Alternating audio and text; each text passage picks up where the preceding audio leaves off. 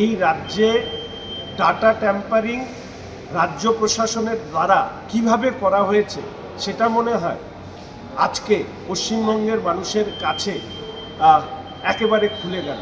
এবং সবথেকে আশ্চর্যের বিষয় হচ্ছে এক্ষেত্রেও দক্ষিণ 24 পরগনা প্রথম হয়েছে।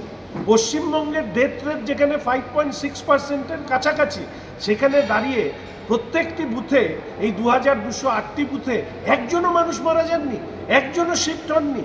এটা কখনো সম্ভব? এই অবাস্তব ডাটা সামনে নিয়ে আসার মধ্যে দিয়ে আজকে প্রমাণিত হয়ে গেল যে রাজ্যের মুখ্যমন্ত্রীর চিৎকারের কারণ একটাই, যেন তেন প্রকারে এসআইআরের মধ্যে দিয়ে অনুপ্রবেশকারী রোহিঙ্গা, মৃত এবং শিফটেড ভোটারদেরকে রেখে দিয়ে তিনি 2026-এর নির্বাচন পার হতে চেয়েছিলেন। এই মুখোশটা আজকে খুলে গেছে মমতা ব্যানার্জি এবং তার সরকারে। আমি অনুরোধ করি নির্বাচন কমিশন নির্দিষ্ট তদন্তের ভিত্তিতে ইআরও এবং বিএলও যারা এই কাজ করেছেন, ডাটা ট্যাম্পারিং করেছেন, তাদের বিরুদ্ধে ব্যবস্থা গ্রহণ করতে হবে।